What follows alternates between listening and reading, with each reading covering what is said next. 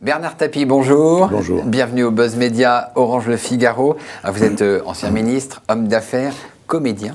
Et maintenant, vous êtes désormais patron de presse puisque vous avez racheté avec la famille Hersant le groupe Hersant Média qui comprend la Provence à Marseille, Nice Matin à Nice, Corse Matin et puis Nouvelle-Calédonie, on en parlera un tout petit peu, et France-Antilles. Et Monaco. Et Monaco, absolument. Vous avez investi 25 millions d'euros dans le groupe Hersant Média.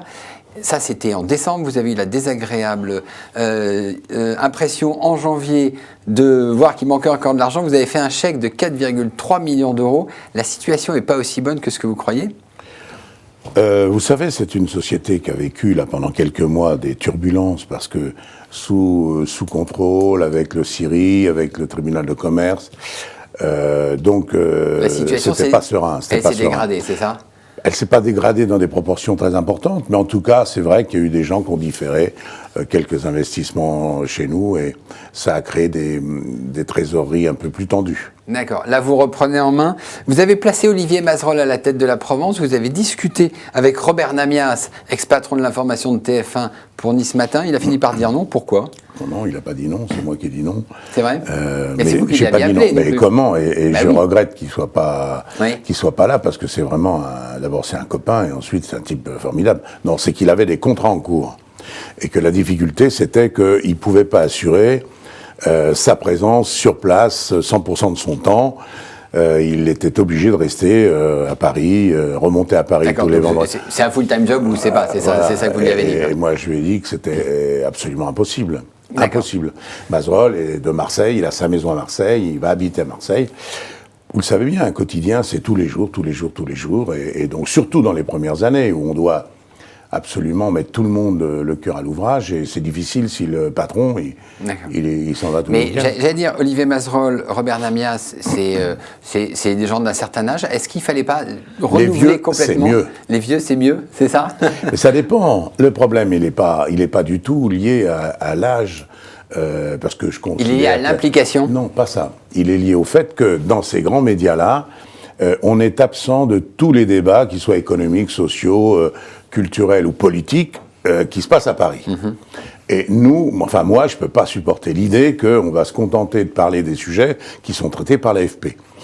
Quand Mazerolle ou quand Namias a besoin de joindre un ministre, le président de la République ou Nicolas Sarkozy ou je ne sais quel patron du MEDEF, il le fait. Il l'a au téléphone. Il vous fallait une expertise. Il me faut dans chacun, il faut des gens qui ont la bouteille qui leur permet d'avoir ce carnet d'adresses. Alors, des Parisiens qui sont munis de ce carnet d'adresses, qui sont dans des grands médias comme les vôtres, c'est pas sûr que j'arrive à les intéresser à venir à Nice. Mais quand on est justement enfin, qu'on a passé le plus dur de sa vie sur Paris, ça peut être sympa de venir un peu. Alors, quelle grande pointure vous allez mettre à la tête de Nice Matin ? Ah bah on va quelques jours encore. Quelques jours ? On a encore quelques jours. On a une piste ? Mais non, de toute façon, en attendant, il y a un directeur de l'info qui est très très bien à Nice, très fort. Il a 35 ans, pas de carnet d'adresse. Mais Mazerolle peut, dans les premières semaines, lui en donner un tout petit peu. Faire ce qu'il faut pour que sur les grandes pages de politique en particulier, Nice Matin soit couvert. Alors, vous avez rencontré la rédaction de la Provence, puis celle de Nice Matin la semaine dernière. Comment est-ce que vous avez été accueilli ? Très très bien. C'est vrai ? Très bien. Mais au début, à la Provence, ils étaient un peu méfiants quand même. Mais attendez, arrêtez, c'est le cinéma, jouez pas ça. Si je vais à la sortie de votre imprimerie, je demande ce qu'ils pensent du Figaro, vous allez voir ce qu'ils vont me dire, les syndicats du livre. Donc c'est le jeu, ils font pas, ça fait partie du folklore.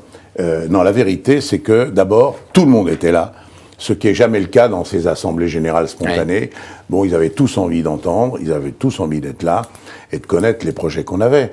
Et la réaction a été excellente. Et pourtant, vous les avez titillés. Vous avez dit à la Provence, je préfère le Marseillais, qui est quand même... Non, je n'ai pas dit je préfère. Vous aimez beaucoup le Marseillais, qui est quand même le concurrent. Ouais. Et vous avez pointé un tout petit peu l'absentéisme. C'est un électrochoc que vous vouliez Non, sur l'absentéisme, j'en ai pas parlé.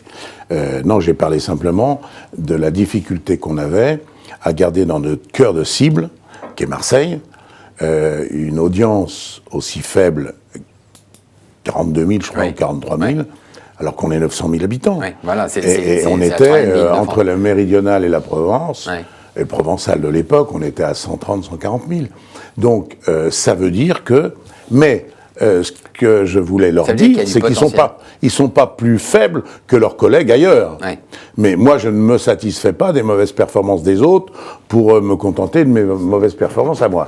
Par conséquent, je veux qu'on fasse le journal que les gens ont envie de lire, ont envie d'avoir. Et comme personne ne peut le savoir tant qu'on leur aura pas demandé, Ouais. on lance une grande étude et on saura dans moins d'un mois qu'est-ce qu'ils veulent lire. Mais alors, est-ce que vous les avez rassurés sur le maintien des effectifs? Parce que ça aussi, c'était une inquiétude de la part des journalistes. Mais j'ai une manière de gérer les entreprises en difficulté qui ne part pas de ce principe-là. C'est-à-dire, on met en adéquation les dépenses à partir des recettes. Et quand vous faites ça, vous pouvez être sûr que tous les ans, vous en avez 30 de trop. Hein. Oui. Voilà, puisque les recettes diminuent. Donc moi, je commence par dire comment je peux faire pour augmenter les recettes. Puis, quand j'aurai mis en place des systèmes d'augmentation des recettes, on verra si ça compense ou pas le sureffectif. Mon petit doigt me dit oui. Alors, vous ne leur avez présenté pas encore, puisque vous dites il y a encore un mois d'études, mais enfin, dans les grandes lignes, vos ambitions, une politique éditoriale très focalisée sur le local, en disant effectivement, c'est des régions qui aiment qu'on parle d'elles. Mettre l'accent sur le numérique, ça c'est un peu normal. Et puis, ce qui est un peu plus, c'est créer des événements. Créer des événements à Marseille, créer des événements à Nice, à Monaco, on va pas tellement en créer. Il y en a tellement déjà. Simplement, on va s'y impliquer davantage. Je dis toujours que l'équipe serait en grande difficulté s'ils n'avaient pas le Tour de France. Oui. Or, nous, on a plein d'événements. On commence là. C'est pas Nice Matin de suivre le Festival de Cannes. Enfin, non, il le suit déjà, j'imagine. Il le suit déjà. Mais le média du Festival de Cannes, c'est Canal+. Oui. Voilà. Donc vous voulez associer davantage vos journaux aux événements. Évidemment, et par à la fois le numérique, le webcam, enfin, etc. On va commencer d'ailleurs par le premier événement important qui va se passer là, qui est le Grand Prix de Monaco. Je peux vous dire qu'on va être très présent. D'accord. On a, parce que le temps le permet, parce que c'est une région riche en événements, on en a, je sais pas, une trentaine par an. Ouais. Alors on les couvrira pas tous. Bon, ensuite, on a la chance d'avoir et du football à Nice, à Monaco, à Marseille, du rugby à Toulon, du volleyball à Cannes. Bref, sur le plan sportif, on est gâtés. D'accord. Et alors, quand vous dites on va créer des événements, vous iriez jusqu'à racheter l'OM ? Non, là, je ne créerai pas des événements. Là, je m'impliquerai dans l'événement. Oui, mais là, vous vous impliquerez. Non, je ne peux pas. Il faut rester à sa place. Il faut rester. Quand vous êtes l'organisateur, vous êtes l'organisateur. Quand vous êtes partie prenante parce que vous êtes propriétaire du club, c'est un autre boulot. D'accord. Alors, vous avez racheté, donc, avec la famille Hersant, le groupe, on l'a dit, groupe Hersant Média. On vous prête d'autres ambitions. On a dit que vous seriez intéressé, et vous l'avez dit un petit peu vous-même, par les journaux du Midi, le groupe Sud-Ouest. Et puis, vous seriez, avec la dépêche, sur le dossier du rachat de Sud Radio. C'est quoi votre ambition dans le Sud ? Non, alors, vous avez une nécessité de faire de la croissance interne et externe. Oui. Ça, c'est notre condamnation. Par exemple, Internet, tout le monde sait, il faut que ça se fasse, etc. Mais dans l'état actuel des choses, Internet, si on veut qu'il soit très performant, il a du mal à vivre. Les recettes de pub ne sont pas suffisantes pour avoir un Internet très, très fort. Mais néanmoins, il faut faire de la croissance interne en créant du multimédia sur vos marques, et puis de la croissance externe en prenant des participations dans les médias d'à côté, que ce soit des radios, des bons. Alors évidemment, on nous prête tout, mais rien n'est vrai. Pour l'instant, le Midi Libre n'est pas à vendre. Non, mais il n'est pas à vendre. Donc, mais le groupe Sud-Ouest a dit soit on ouvre notre capital, soit on vend des actifs dans le Midi Libre. On va voir. Pour l'instant, c'est pas ce qu'ils nous disent. Vous êtes en discussion avec le groupe Sud-Ouest. C'est pas ce qu'ils nous disent. Et moi, je ne suis pas en relation directe. Il y a quelqu'un chez moi qui s'en occupe complètement, qui s'appelle Dominique Bernard, qui, lui, a été reçu et on lui a fait comprendre que pour l'instant, il n'y avait pas d'urgence. Bon, voilà. Après, c'est vrai que ce serait sympathique de faire un arc qui va de la Méditerranée frontière espagnole à la Méditerranée frontière italienne. Là, si on est tout le sud, on appellera ça Méditerranée. Et ça va nous plaire. Et ça, vous avez beaucoup d'argent parce que vous avez mis 25 millions pour le rachat. Vous avez promis de réinvestir autant, donc 25 millions. Il vous reste de l'argent pour faire cette consolidation de l'arc méditerranéen. Je vais vous expliquer quelque chose. Ça fait 40 ans que je suis dans les affaires. Oui. De l'argent, on en trouve toujours ? Voilà. Non, si vous n'en trouvez pas, c'est que votre projet vaut rien. D'accord. Voilà, il ne faut surtout pas faire. Même si vous avez l'argent à la banque, évitez de faire sur de l'autofinancement 100% de votre croissance, parce que vous n'avez aucune possibilité de tester si votre idée séduit d'autres. Et si personne n'est séduit par votre projet, ne le faites pas.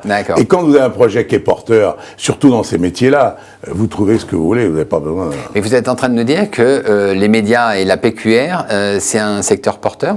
Je suis certain que c'est dans la presse quotidienne le secteur qui a le plus d'avenir. On peut faire beaucoup De loin. d'argent? Je ne crois pas qu'on puisse faire de l'argent comme en haute couture, vous ne faisiez pas de l'argent avec les robes. Oui. Mais par contre, la haute couture, quand les marques sont bonnes, si vous investissez tout ce que vous gagnez dans la haute couture pour faire des défilés plus beaux, des robes plus généreuses, bah vous faites des prêt-à-porter, des sacs, Et on des recrée une montres. image et on recrée Et un vous, voilà, avec D'accord. votre marque, vous pouvez après faire des revenus. Mais alors, une dernière chose, la Provence, pour l'instant, perd de l'argent. Donc, est-ce qu'il ne faut pas commencer Tous en perdent. Tous en perdent? Oui. Même Corse Mais pas Matin beaucoup. Pas- Non, encore ce matin, on ne perd pas. C'est une pépite, c'est ça. D'accord. Donc, il faut commencer par restructurer le groupe R100 Média et après faire des acquisitions, ou vous pouvez faire tout en même temps? C'est impossible de faire tout en même Oui. temps. Parce que l'accumulation, je vais vous dire quelque chose que vous savez peut-être pas, parce que vous êtes jeune.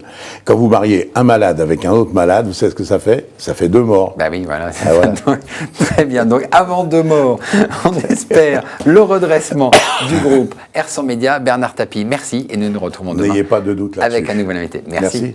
Merci.